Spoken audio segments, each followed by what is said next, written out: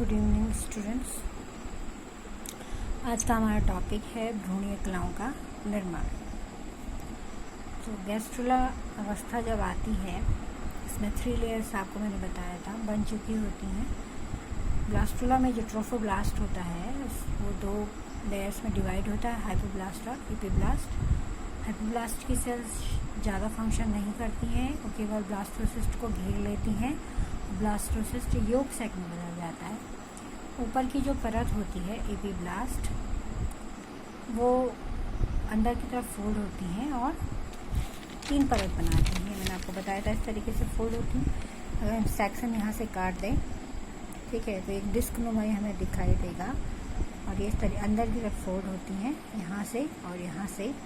और एंडोडर्म्स, इसके बाद और मेसोडर्म, और सबसे बाहर आपकी एक्टोडर्म्स होती हैं। ठीक है, तो ये जो 3 परतें होती हैं, ये आपस में मिलकर के भ्रूण की कलाएं इनको कह देते हैं, भ्रूण की मेम्ब्रेन इनको हम कह देते हैं। इसमें सबसे बाहर जो है कोरियन होता है। देखिए कोरियन जो है उससे लगा हुआ हमारा एक्टोडर्म और मेसोडर्म। ठीक है, अभी मैंने आपको बताया था एक्टोडर्म, मेसोडर्म और एंडोडर्म। तो एक्टोडर्म सबसे बाहर की परत है और एंडोडर्म सबसे अंदर की परत है। उसके बीच में मेसोडर्म है जो स्प्लिट हो गई है, और एक परत इसकी एक्टोडर्म से जुड़ी है और एक परत इसकी एंडोडर्म से जुड़ी है और एक परत एक्टोडर्म से जुड़ी है। एक्टो मतलब बाह्य त्वचा, एंडो मतलब अंतः त्वचा और मेसो मतलब मध्य परत। ठीक है, परत कहेंगे सब, त्वचा नहीं। इसे हम कहेंगे बाह्य परत, मध्य परत और अंतः परत। ठीक, तो ये जो सबसे बाहर की जो परत है और मध्य परत मिलके बनाते हैं कोरियन। कोरियन आप कई बार सुनते आ रहे हो। कोरियन जो है प्लेसेंटा बनाने में रोल प्ले करता है, और ये अब दिखाया है मैंने आपको। इधर की साइड मैंने इधर बनाया नहीं है, इधर मैं आपको बना के दिखाया है कि इन्होंने विलाई बनाई हुई है। ये विलाई कहाँ एम्बेडेड होती है? यूट्रस की वॉल में ये धसी होती है। ठीक है, कोरियन के साथ साथ मैंने आपको बताया था कि ह्यूमन प्लेसेंटा को हम क्या कहते हैं? कोरियन एलेंटॉइस भी कहते हैं। क्यों कहते हैं? क्योंकि ये एक और इसकी मेम्ब्रेन है, ये एलेंटॉइस है। देखिए लिखा है मैंने यहाँ पे एलेंटॉइस। ये मेसोडर्म और एंडोडर्म से मिलके बनी है। बाहर की ओर मेसोडर्म है ग्रीन कलर से, अंदर की ओर एंडोडर्म है। तो ये एलेंटॉइस हमारा कोरियन से जुड़ा हुआ है।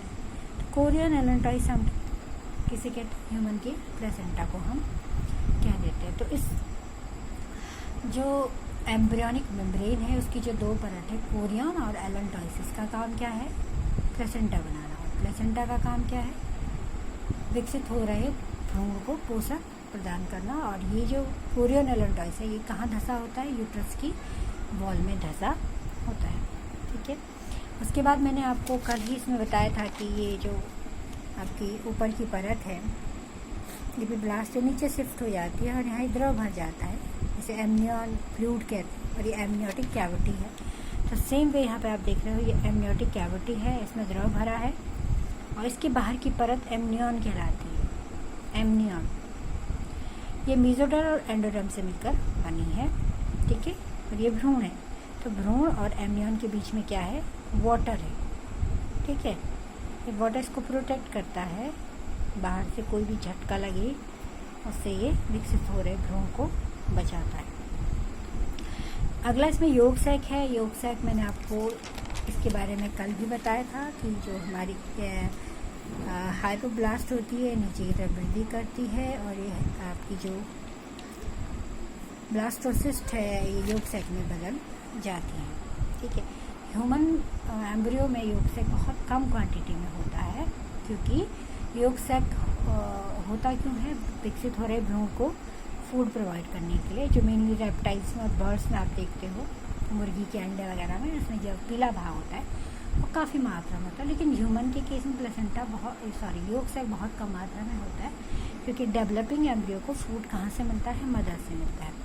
तो ये 4 बहुत ही आसान भ्रूण कलाएँ हैं, आपको याद रखना है। कोरियन, एमनियन, योग सैक और एलेंटॉइस। एलेंटॉइस और कोरियन मिलकर क्या बनाते हैं? बाह्य भ्रूणीय कलाएँ बनाते हैं, जो प्लेसेंटा बनाती है। एमनियन जो है इसके अंदर एमनियोटिक द्रव भरा होता है जो भ्रूण की रक्षा करता है को, और योग सैक जो है बहुत कम मात्रा में पाया जाता है। तो ये 4 भ्रूणीय कलाएँ हैं। उसके बाद नेक्स्ट स्टेप होता है ऑर्गेनोजेनेसिस। ऑर्गेनोजेनेसिस यानी ये जो परत होती हैं ये विभिन्न अंगों का निर्माण करती हैं। ठीक है, ये परतें क्या करती हैं, विभिन्न अंगों का निर्माण करती हैं। तो ऑर्गेनोजेनेसिस का मतलब है विभिन्न परतों से अंगों का निर्माण होना। अब देखिए भ्रूण विकसित हो गया है, उसके अंग डेवलप हो गए हैं।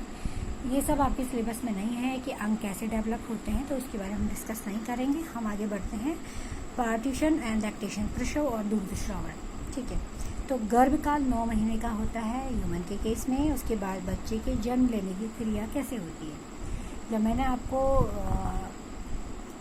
फीमेल जेनाइटल स्ट्रक्चर बताया था तो उसमें मैंने आपको बर्थ कैनाल बताई थी, जो आपका सर्विक्स और वेजाइना से मिलकर बनती है। अगर आपको ध्यान नहीं, आप उसको चेक करिए। तो गर्भाशय में उस समय तीव्र संकुचन, क्योंकि आपको मैंने ये भी बताया था गर्भाशय की दीवार जो होती है एक्टो, मीजो और एंडोडर्म्स, वहाँ भी बताया था मायोमेट्रियम,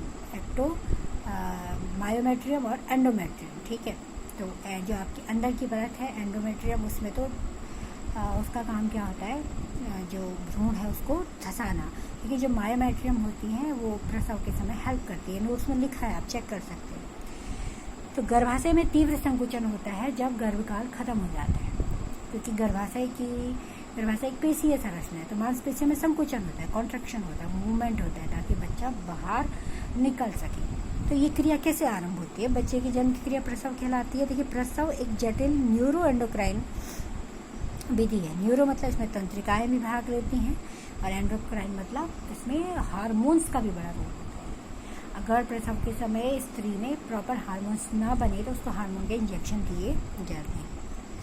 प्रसव का आरंभ कैसे होता है, कहाँ से प्रसव पीड़ा शुरू होती है। देखिए पूर्ण विकसित जो फाइटस होता है और प्लेसेंटा होता है, ठीक है, ये फाइटस जैसे विकसित होता है और प्लेसेंटा से इसकी सूचना कहाँ जाती है, यूट्रस को जाती है। तो आप देखिए कि सूचना कौन दे रहा है, फाइटस और प्लेसेंटा।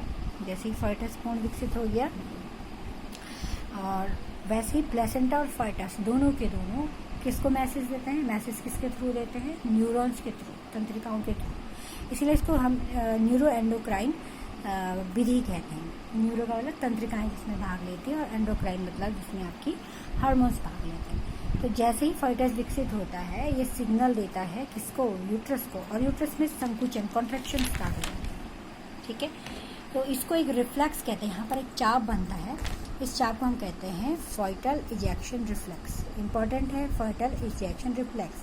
तो फॉइटल इजेक्शन रिफ्लेक्स क्या है कि पूर्ण विकसित फाइटस और प्लेसेंटा जो है एक मैसेज भेजते हैं किसको, यूट्रस को, और यूट्रस में संकुचन, हल्का हल्का पेन स्टार्ट हो जाता है इस रिफ्लेक्स। अब जब ये आपके यूट्रस की पेशियों में कॉन्ट्रैक्शन होता है तो मैसेज जाता है आपके मस्तिष्क को, मस्तिष्क में पिट्यूटरी ग्लैंड को, और पिट्यूटरी ग्लैंड को मैसेज आता है आपके तंत्रिकाओं के थ्रू।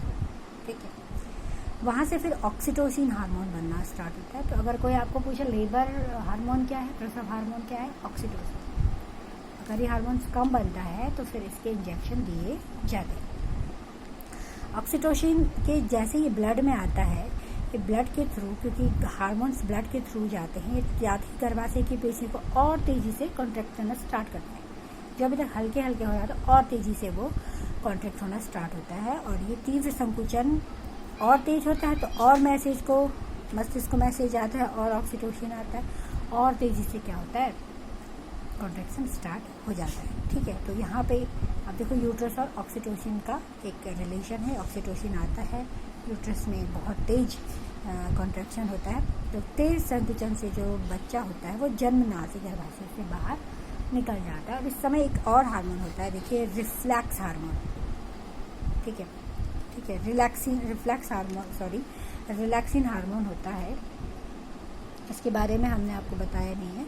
तो ये रिलैक्सिन हार्मोन्स भी जो है क्या है, प्यूबिस क्षेत्र की पेशियों को फैलाने में मदद करता है। शायद मैंने आपको बताया है,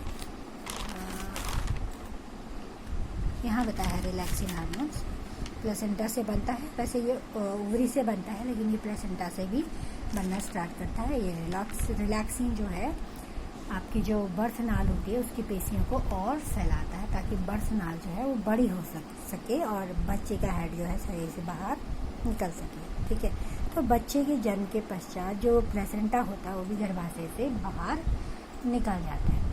ठीक है, प्लेसेंटा क्या है? प्लेसेंटा में कुछ पार्ट तो कोरियन का है और कुछ पार्ट यूट्रस का है। तो मैंने आपको जब पढ़ाया था, मैंने आपको बोला था यूट्रस के पार्ट को हम डेसिडुआ कहते हैं। डेसिडुआ मतलब जो बाद में झड़ जाए, निकल जाए, यानी यूट्रस का पोर्शन जो की बॉडी से बाहर निकल के आ जाता है, सब अपरा कहते हैं। ठीक है, तो ये भी बाहर निकल जाता है।